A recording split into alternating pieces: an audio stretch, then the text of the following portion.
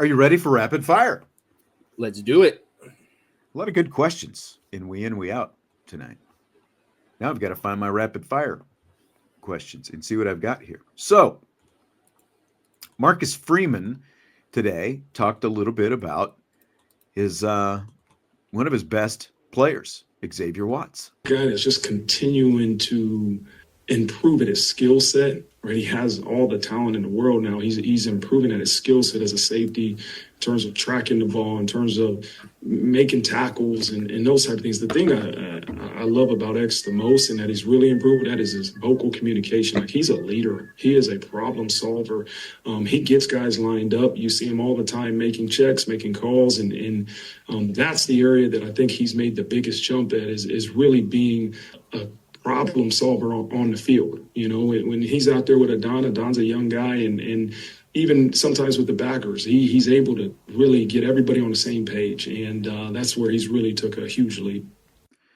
All right, Jess. So you heard him there. He talked about the vocal leader stuff, being more vocal on the field. Do you think that's an underrated kind of aspect? I do think it's an underrated aspect because, he needs to be a leader, first of all.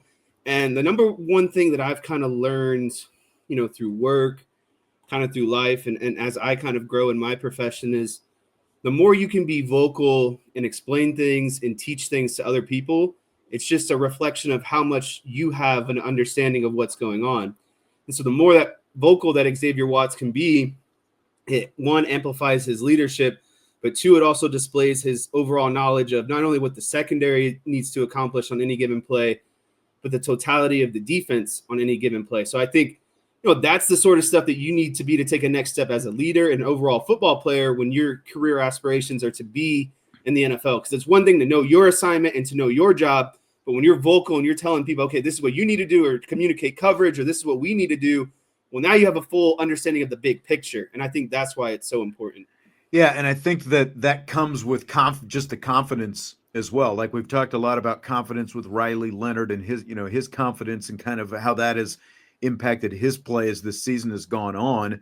And I think from year to year, like instinctually, Xavier Watts always found himself in the right place. But I think, that part of why he came back was not just to be, pretty good.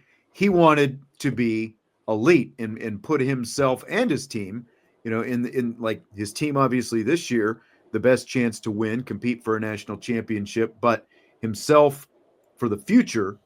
That, I think that's part of it. Just knowing where all those pieces go together, and the more confident you are in that stuff, the more confidence you have to be able to speak up and to help all the guys around you. And like, you haven't seen, like you talked about the two guys bumping into each other against Northern Illinois. Really, that's been like the only, one of the very few, gaffes like that. You haven't seen, very much of that stuff. And I think that the fact that you have an experienced leader like that at the back end is a big part of that as well. Mm-hmm.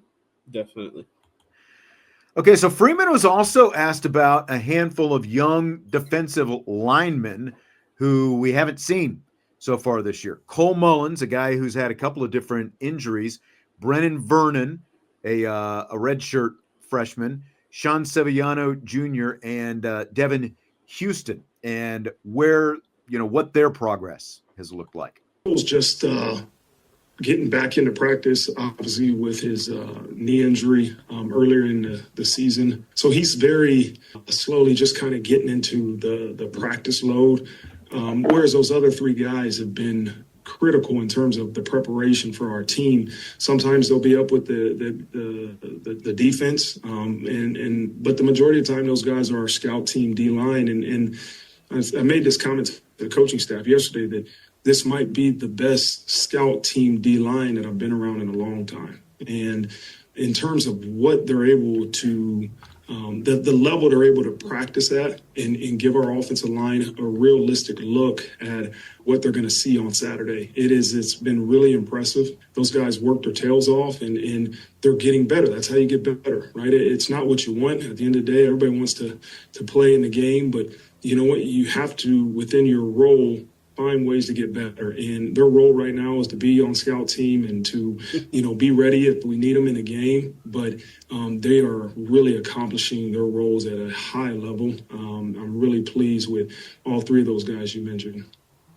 Well, and, look, they have a role, but it's been, as he said, scout team defensive line, and that has helped the offensive line like he's talked about.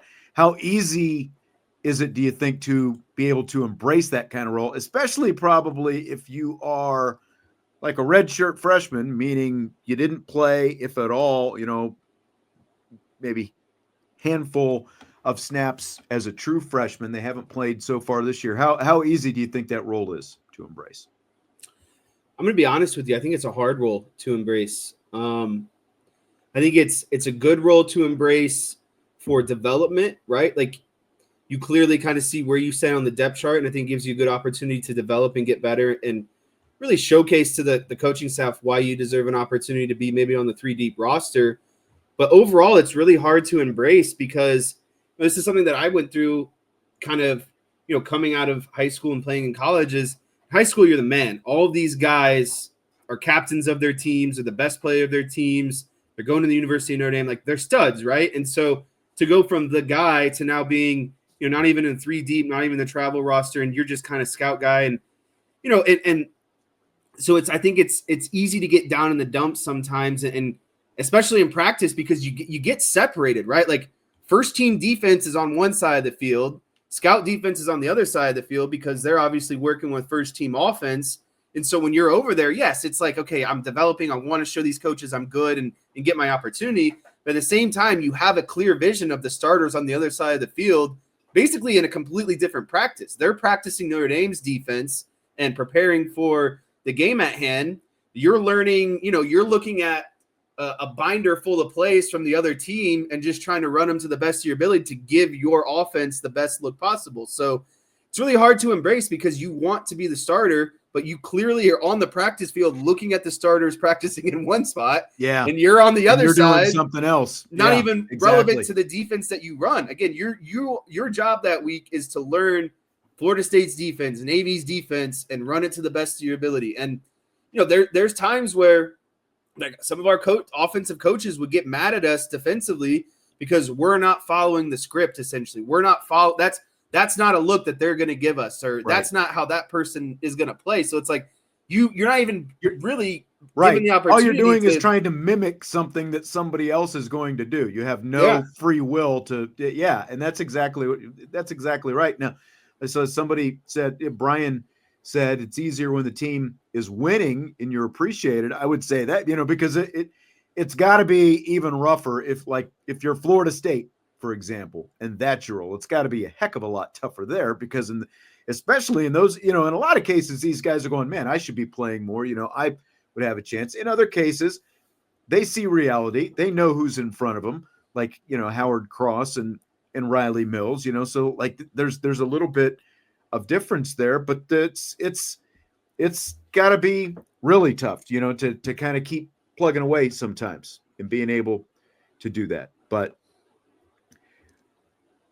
this is their opportunity to develop, and they obviously need to keep developing to have, bigger opportunities down the road. And like Sevillano, as an example, like this is a guy who brings something that you can't coach, and that's size, and they obviously need more of that on the defensive line. So if he, keeps it in the direction that they need him to, I'm sure, and some of these other guys as well, but like just him specifically because of that size, I'm sure he's going to have some more opportunities. And like Freeman said with Mullins, like the guy, he broke his leg in high school, and then he had an ankle injury that was related to the broken leg, and then he gets here and he ends up having knee surgery right away. So all of this has happened within less than a calendar year, so in his instance, it's just a matter of getting healthy. But I will say, like, as true freshmen, it's not nearly as hard to embrace because you're a true freshman, right? Like, there's guys that are there that have been there. They know the defense.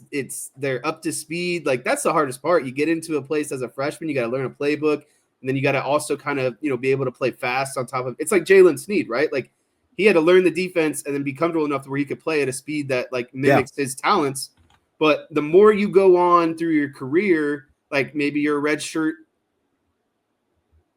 freshman or redshirt, sophomore, the more seasons you spend over on the scout team, the more and more harder it is to embrace just being on scout team at the end of the day, right? But as a true freshman, it's like paying your dues almost, right? And you're still, again, working for your opportunity to be a part of that 3D. Brent wants to know who believes Benjamim Morrison will return next year. He did correct it from Brandon. Benjamin. I think this is like, if we were doing scale of 1 to 10, I think this is like a 3 out of 10 that he returns. I think the biggest question is going to be, how healthy is he going to be ahead of the draft? Right. And does that concern the biggest thing? Right. Because he's had 2 injuries in a calendar year now. And not knowing it's a hip injury. So that is, it's a pretty major injury, but what is the extent of it? All those different things.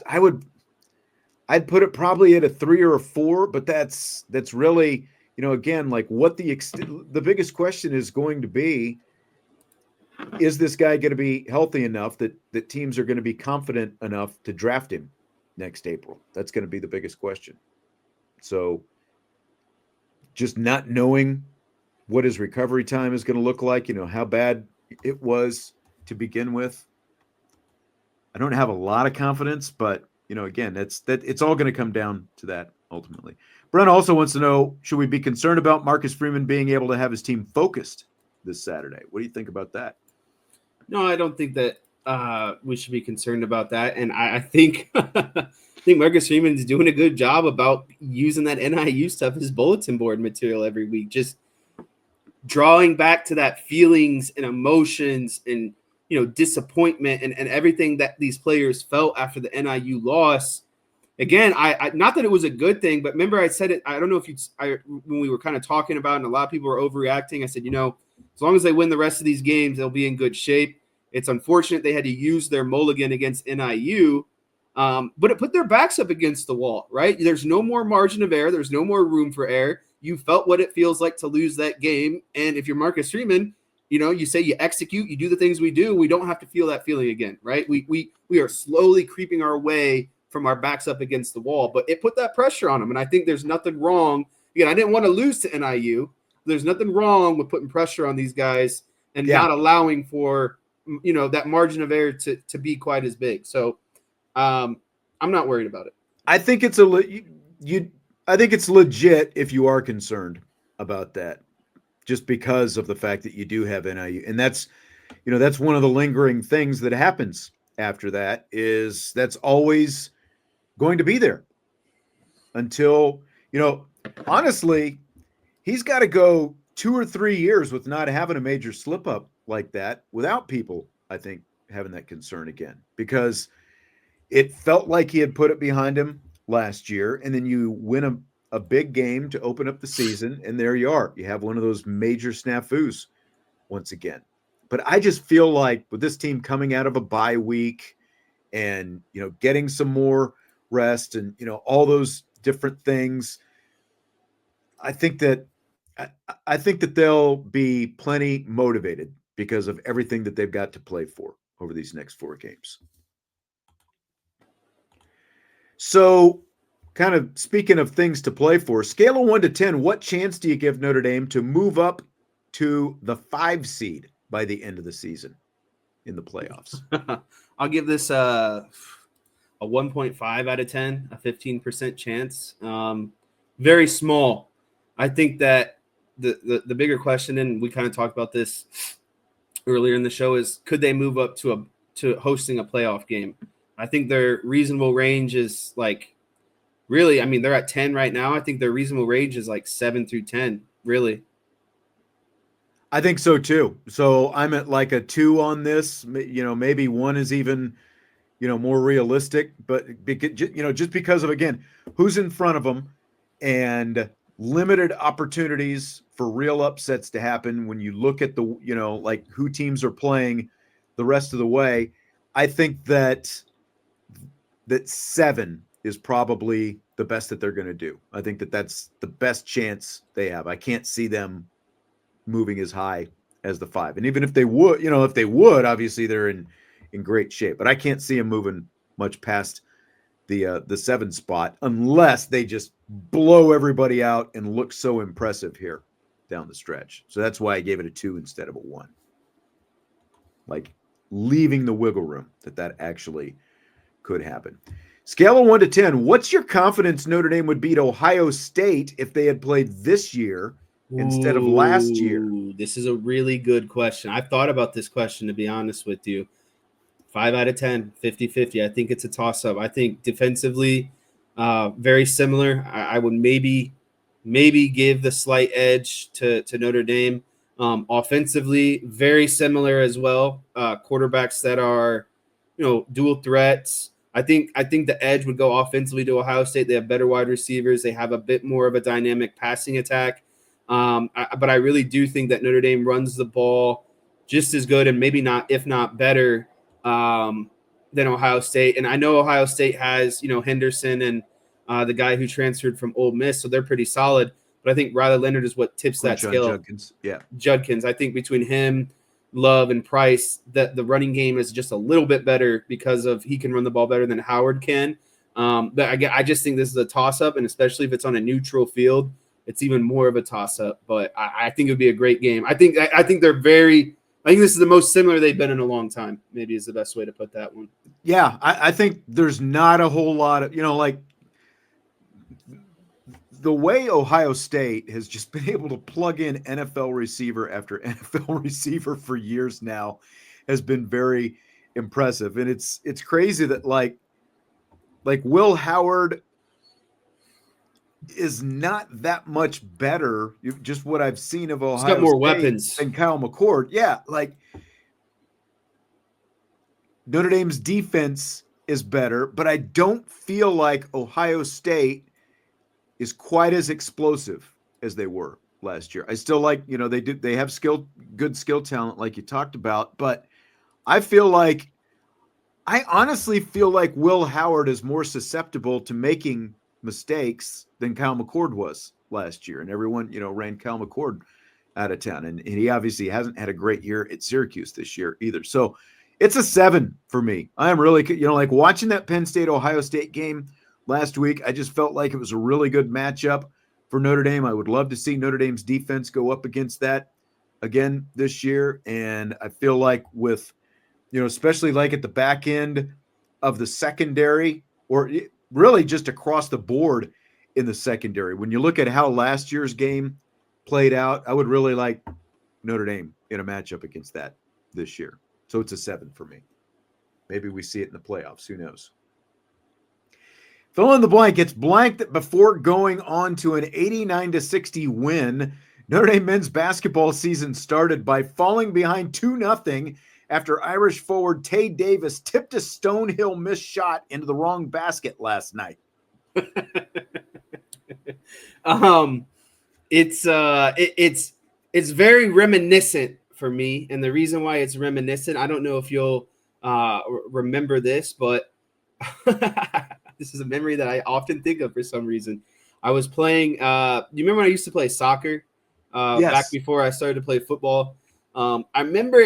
I think it was at least end of the season, maybe like our like playoffs or like championship or whatever. But we were playing the other best team in the league, and I took an inbounds like like a throw in from the sideline, and I kind of just one-stepped and booted it, and I kicked it in on my own goalie. And I'm pretty sure we lost that game like 1-0 or like 2-1 or something.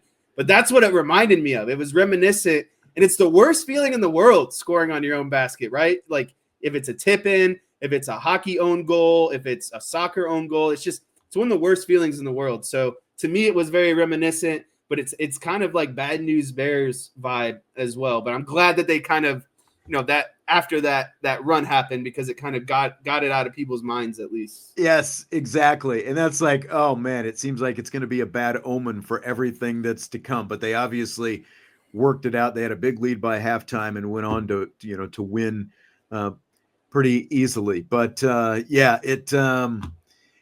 was looking at the stat sheet. It's like, who do you credit that to? Because if Davis tips it in, I mean, you don't give him credit for the basket, do you? Like, because I was looking at the stat sheet. I would have thought that on Stonehill's stat sheet, it would have been like a team basket or something like that. You know what I mean? Like, Right.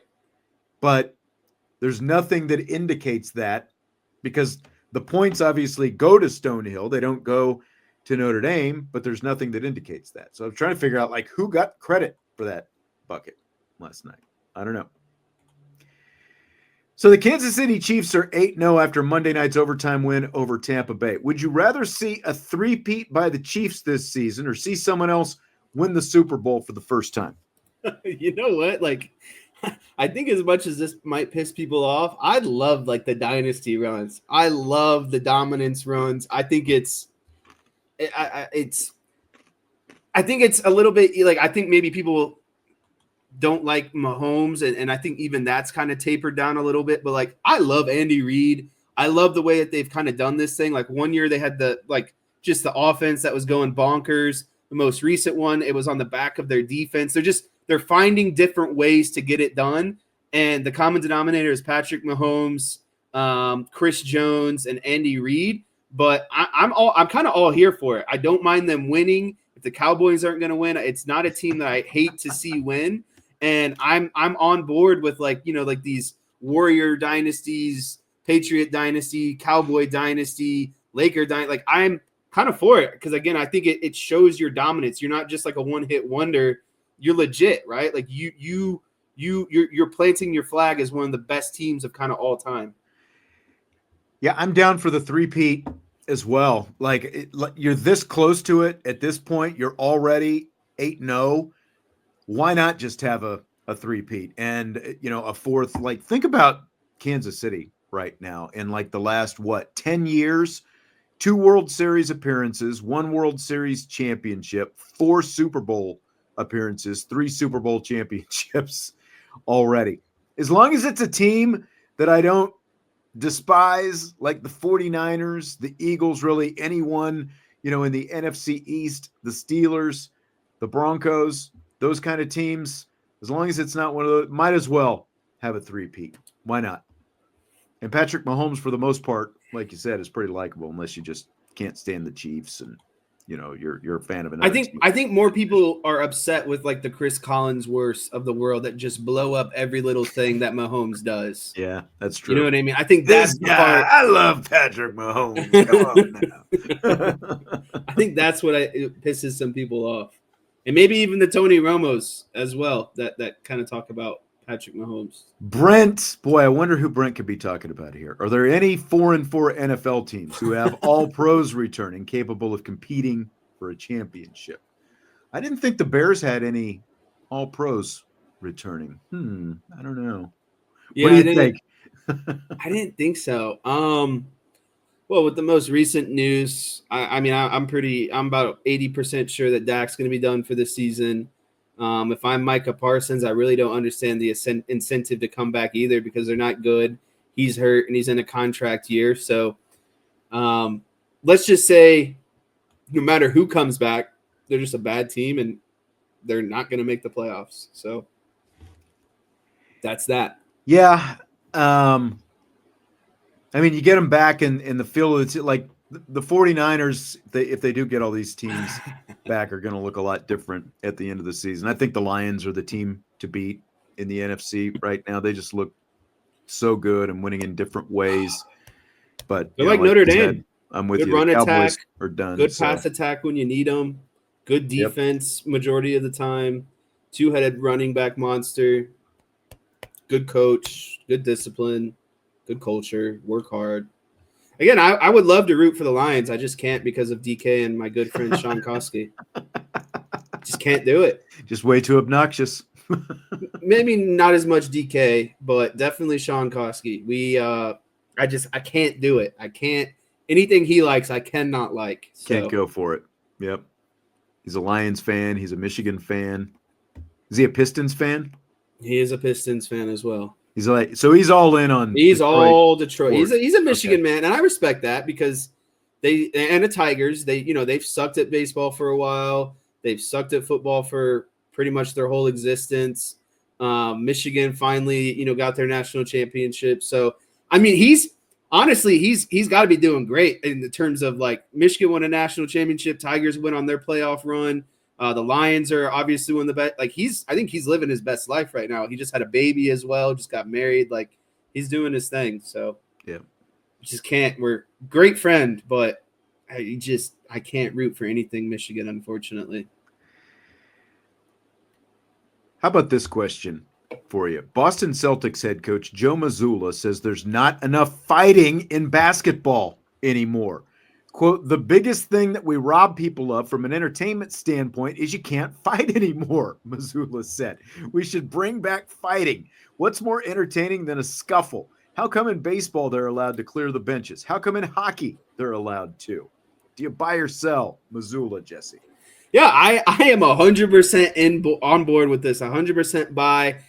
Listen, these are grown athletes, male or female, whatever sport you're playing. If you want to fight, you deal with the repercussions of what comes with the fight. Suspensions, fines, anything that comes from it. But I agree. Any other sport, like in hockey, you can literally throw down your gloves and start fighting. Football, you can start fighting. You're going to get penalties. You might get ejected. Baseball, there's always at least, I feel like 4 or 5 instances in a season where a pitcher hits someone and they're charging the mound or jawing. Like, I'm okay with the fighting.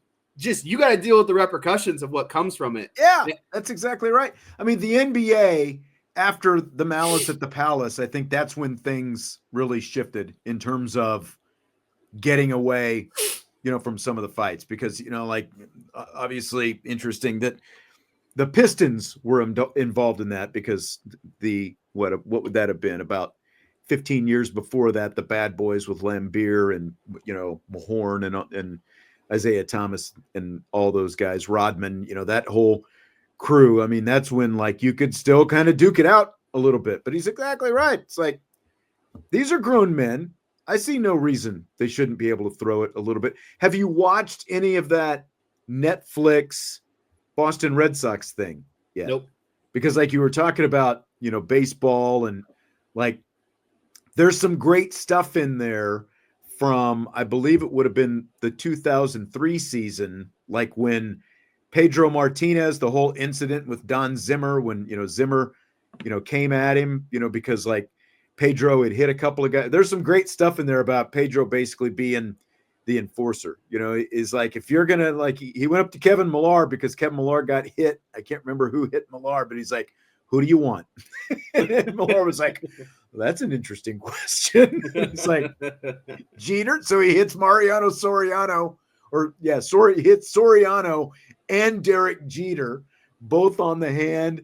And he's like, you better remember, Pedro, like to the Yankees bench, he's pointing at his head. You better remember, there's nothing better than a good bench clearing brawl in baseball. There's no reason basketball shouldn't have it. I agree. They've tamed the sport. Let them eat. Let them hunt. So it's funny. I think I saw this sometime last week, and it was, of course, like the quote that you just basically read it was in a tweet, and I sent it to a group chat amongst like 10 of us, and I was like, "This is something we can at least all agree on, right?" And everyone resoundingly said yes. And I don't know. And again, I don't want to tread this line too much, but I don't know if the NBA is worried about kind of, they don't want these players to get the wrong kind of perception, I think is maybe kind of the dealing with this one, right? Like, I think there might be some already maybe negative perception about NBA players. And I think that allowing them to fight at will only kind of adds fuel to that fire. So I think that's kind of, and again, like the whole, have you seen the Netflix, they did the thing on the Malice at the Palace. Have you seen that? I think so, actually. When the Indiana Pacers and the Detroit Pistons, when everything spilled over into the stands, and again, because it started off with stuff on the court and it spilled into the stands. And I think that's, just because of the proximity to the fans, I think that's why the NBA, really after that, really cut it back and tries to avoid that as much as possible. Rapid fire or Rabid Nile, rather, Chihuahua. He says, I have a question for you guys. Remember Lou Holtz? Save Jimmy Johnson's butt for me. Who would Marcus say to save for him? What do you think about this one? Ooh. I've got one off the top of my head if you want me to throw it out there. I think I have one as well. I would just say Ryan Day.